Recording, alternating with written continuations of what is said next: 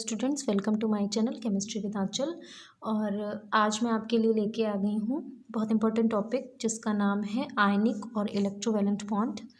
तो previous video में मैंने आपको कोवैलेंट बॉन्ड के बारे में बता ही दिया था। कोवैलेंट बॉन्ड के कैसे फॉर्मेशन होता है, कैसे इलेक्ट्रॉन्स की शेयरिंग होती है, कैसे वहाँ पे लुईस रिप्रेजेंटेशन होता है किसी भी मॉलिक्यूल में, तो लोन पेयर्स को कैसे रिप्रेजेंट करते हैं, बॉन्ड पेयर्स को कैसे रिप्रेजेंट करते हैं, फॉर्मल चार्ज को कैसे कैलकुलेट करते हैं। ये सारे ही टॉपिक्स मैंने अपने प्रीवियस वीडियो में डिस्कस किए हैं। और अगर आपने नहीं देखे हैं तो जा करके आप मेरी प्लेलिस्ट में देखिएगा, chemical bonding and molecular structure में आपको ये सारे वीडियोस मिल जाएंगे। तो आप प्लीज़ जाके देखिए, और अगर आपको समझ में आता है तो प्लीज़ आप कमेंट भी करिए और मेरे चैनल को लाइक और सब्सक्राइब भी करिए। तो चलिए अपने टॉपिक पे आ जाते हैं, देख लेते हैं आयनिक और इलेक्ट्रोवैलेंट बॉन्ड क्या होते हैं। यहाँ पे आपको नाम से ही लग रहा है, आयनिक बॉन्ड मीन्स आयन्स के बीच में जो बॉन्ड फॉर्मेशन होगा उसे हम आयनिक बॉन्ड बोलेंगे। तो उसके लिए सबसे पहले हमें पता होना चाहिए कि आयन्स का फॉर्मेशन कैसे होगा, क्योंकि आयनिक बॉन्ड को बनाने के लिए आयन्स के बीच में बॉन्ड फॉर्मेशन होगा, तो आयन का फॉर्मेशन जानना बहुत ज़रूरी है। तो देख लेते हैं। वैसे कॉसेल और लुईस अप्रोच में मैंने आपको आयन्स के फॉर्मेशन के बारे में बताया था, बट यहाँ पे थोड़ा सा और डिस्कस कर देती हूँ मैं। तो चलिए फॉर्मेशन ऑफ आयन्स देख लेते हैं, जिसमें से सबसे पहले हम लोग पॉजिटिव आयन के बारे में देखेंगे। पॉजिटिव आयन कैसे फॉर्म होता है, तो इसके लिए the formation of positive ions involves ionization, that is removal of electron from neutral atom. किसी भी न्यूट्रल एटम से जब इलेक्ट्रॉन रिमूव होता है तो इस प्रोसेस को हम क्या बोलते हैं, आयनाइजेशन बोलते हैं।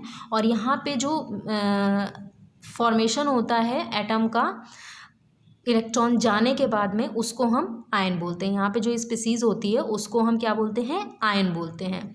तो the removal of electron from neutral atom known as ionization and the species is called ion.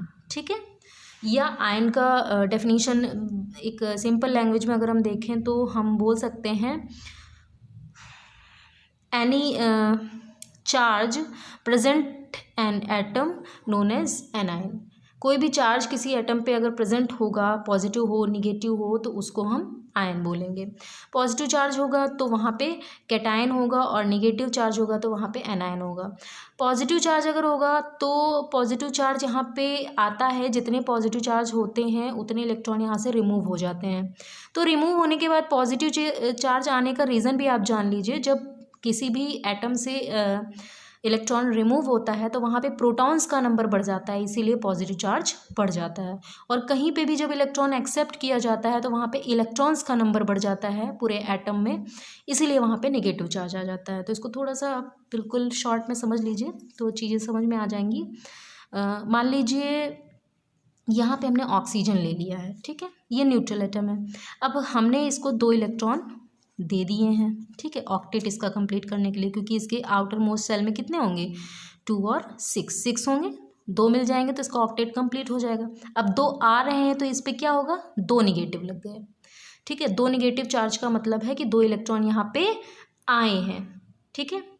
अब देखिए यहाँ पे निगेटिव चार्ज का मतलब कैसे, क्योंकि ऑक्सीजन के पास क्या है, अभी 8 प्रोटॉन है और 8 इलेक्ट्रॉन है, ठीक है। न्यूट्रल एटम में 8 प्रोटॉन और 8 इलेक्ट्रॉन है, ठीक है। इलेक्ट्रॉन माइनस में और प्रोटॉन प्लस यूनिट में होता है।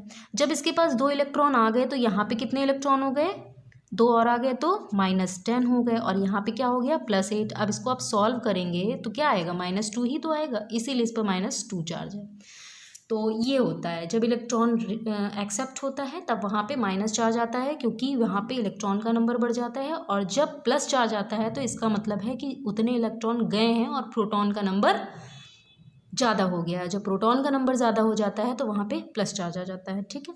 जैसे कि Li प्लस में देखिए, Li का 3 होता है, 2,1, ठीक है। आउटर मोस्ट सेल में 1 है, ठीक है। अब ये अपना 1 इलेक्ट्रॉन अगर डोनेट कर दे तो इसकी जो शेल है ये कंप्लीट हो जाएगी, मतलब ये नोबल गैस कॉन्फ़िगरेशन पा लेगा, ठीक है। तो इसने अपना 1 इलेक्ट्रॉन डोनेट कर दिया। अब न्यूट्रल एटम में प्रोटॉन भी +3 है और इलेक्ट्रॉन -3 है। 1 इलेक्ट्रॉन चला गया तो यहाँ पे इलेक्ट्रॉन कितने बचे, -2 बचे। यहाँ पे प्रोटॉन अभी भी +3, क्योंकि प्रोटॉन का नंबर किसी भी एटम में चेंज नहीं होता है, ठीक है। इलेक्ट्रॉन का नंबर चेंज होता है, क्यों चेंज होता है? क्योंकि इलेक्ट्रॉन्स ही किसी केमिकल रिएक्शन में पार्टिसिपेट करते हैं, लेकिन प्रोटॉन का नंबर चेंज नहीं होता है। प्रोटॉन का नंबर हमेशा वही होता है जो कि उस एटम का है। तो प्रोटॉन यहाँ पे क्या हो गए, +3 है और ये -2 है, तो -2 और +3 +1 होगा, इसीलिए यहाँ पे +1 चार्ज लगा हुआ है, क्योंकि एक इलेक्ट्रॉन यहाँ से चला गया है। अगर 2 इलेक्ट्रॉन चले जाते तो 2 प्लस चार्ज आ जाते। अब ये आपको चीज़ें समझ में आ गई होंगी। तो ये हो गया हमारा पॉजिटिव आयन फॉर्म हो गया, ठीक है। तो यहाँ पे ऑलवेज ये प्रोसेस जो पॉजिटिव आयन के फॉर्मेशन की प्रोसेस होती है, इसको हम बोलते हैं आयोनाइजेशन। आयोनाइजेशन, ठीक है। The process is ionization, that is removal of electron from neutral atom. Okay, तो आयोनाइजेशन की प्रोसेस है, और आयोनाइजेशन की प्रोसेस जो होती है वो ऑलवेज क्या होती है, एंडोथर्मिक होती है। मतलब आपको यहाँ पे एनर्जी देनी पड़ेगी, ठीक है। आप एनर्जी दोगे, ये न्यूट्रल एटम एक्साइटेड होगा, एक इलेक्ट्रॉन रिमूव करेगा और यहाँ पे पॉजिटिव आयन बन जाएगा, जिसको हम आयनाइजेशन प्रोसेस कहेंगे। और ये प्रोसेस एंडोथर्मिक होती है, मतलब इसको एनर्जी देनी पड़ती है। अब चलिए देख लेते हैं निगेटिव आयन का फॉर्मेशन कैसे होता है, क्योंकि हमें बॉन्ड भी पढ़ना है अभी, ठीक है, आयनिक बॉन्ड। तो निगेटिव आयन का फॉर्मेशन जो होता है, निगेटिव आयन, ठीक है, निगेटिव आयन का फॉर्मेशन होगा, negative ions involves the addition of electrons to the neutral atom. Neutral atom में इलेक्ट्रॉन्स का एडिशन होगा, जैसे कि यहाँ पे मैंने आपको बताया था। तो कोई भी हम ले लेते हैं एक एटम और उसमें एक इलेक्ट्रॉन ऐड कर देते हैं, तो यहाँ पे क्या होता है, यहाँ पे हो जाता है निगेटिव, ठीक है। तो ये निगेटिव हो गया यहाँ पे, और यहाँ पे ये जो प्रोसेस होती है वो क्या होती है हमारी, negative ion involves the addition of electron to the neutral atom. तो ये जो प्रोसेस होती है इसको हम कहते हैं इलेक्ट्रॉन गेन एंथैल्पी, ठीक है। क्या बोलते हैं, electron gain enthalpy, electron gain enthalpy बोलते हैं इसको। और this process may be endothermic और एक्सोथर्मिक, ठीक है। ये प्रोसेस जो है, ये process this is may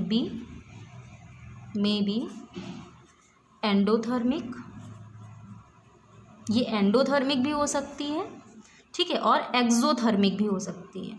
means कि इसमें एनर्जी रिलीज भी हो सकती है और इसको देनी भी पड़ सकती है, ठीक है। यानी कि एब्जॉर्प्शन भी हो सकता है यहाँ पे, और यहाँ पे रिमूवल भी हो सकता है एनर्जी का, एनर्जी निकल भी सकती है और एनर्जी को देना भी पड़ सकता है, ठीक है। तो एक्सो और एंडो दोनों हो सकती हैं। एक्सो का मतलब ये बाहर निकलना और एंडो का मतलब है कि देना, ठीक है, यहाँ पे दी जाए या बाहर निकले एनर्जी। तो एक्सोथर्मिक प्रोसेस भी हो सकती है, एंडोथर्मिक प्रोसेस भी हो सकती है, दोनों हो सकती है। अब यहाँ पे बॉन्ड फॉर्मेशन कैसे होगा, तो आप देखिए, ये यहाँ पे पॉजिटिव आयन है, ठीक है, ये, और प्लस ये निगेटिव आयन हमने यहाँ से ले लिया, ठीक है, ये, और यहाँ पे बन गया हमारा मॉलिक्यूल, और इसके बीच में जो बॉन्ड बनेगा वो हमारा क्या होगा, आयनिक बॉन्ड, ठीक है। तो पॉजिटिव और निगेटिव आयन जब आपस में मिलते हैं, पॉजिटिव और निगेटिव आयन जब आपस में मिलेंगे, तो यहाँ पे जो बॉन्ड फॉर्मेशन होगा वो हमारा बॉन्ड क्या होगा, आयनिक बॉन्ड होगा। तो सिंपली हम कह सकते हैं ionic bond will be formed more easily between elements with comparatively low ionization enthalpies and elements with comparatively high negative value of electron gain enthalpy।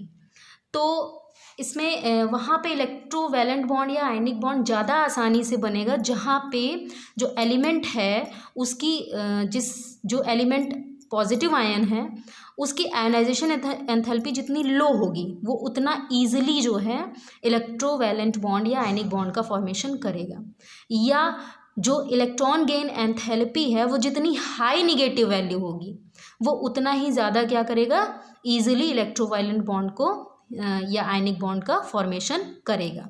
तो इसको मैं ऐसे समझ सकते हैं कि आपने देखा होगा जो हमारी पीरियोडिक टेबल होती है, जो फर्स्ट ग्रुप के मेंबर हैं, ठीक है, जैसे कि लिथियम हो गया, सोडियम हो गया, पोटेशियम हो गया, रुबीडियम हो गया, ये जितने भी मेंबर हैं ये इनकी जो है लो आयनाइजेशन एंथैल्पीज होती हैं। तो ये बहुत ईजिली जो है किससे करते हैं, जो 17th ग्रुप है आपका, जो हैलोजन वाला है, क्योंकि जो हैलोजन वाला ग्रुप है उसकी इलेक्ट्रॉन गेन एंथैल्पी जो है वो बहुत ज़्यादा होती है। ठीक है, इलेक्ट्रॉन गेन एंथैल्पी उनकी बहुत ज़्यादा होती है। तो ये जो फर्स्ट ग्रुप वाले हैं वो 17th ग्रुप वालों से ईजिली बॉन्ड का फॉर्मेशन करते हैं, जैसे कि यहाँ पे फ्लोरीन, क्लोरीन, ब्रोमीन, आयोडीन। ठीक है, तो इसका बहुत अच्छा एग्जाम्पल है NaCl। यहाँ पे बॉन्ड फॉर्मेशन बहुत ईजिली होता है। ठीक है, क्योंकि इसकी जो आयनाइजेशन एंथैल्पी है, सॉरी आयनाइजेशन एंथैल्पी है वो लो है, और यहाँ पे जो क्लोरीन की इलेक्ट्रॉन गेन एंथैल्पी है वो हाई नेगेटिव वैल्यू है।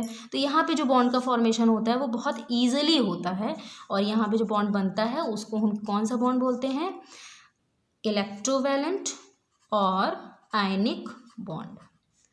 तो आपको ये टॉपिक समझ में आ गया होगा। तो ऐसे ही हमारा आयनिक बॉन्ड बन जाएगा। तो सबसे पहले आयंस का फॉर्मेशन होगा। आयंस का फॉर्मेशन आपको बता ही दिया मैंने कैसे होता है। फिर positive ion, negative ion, ionization energy क्या होती है, ये कैसी प्रोसेस है, एंडोथर्मिक है।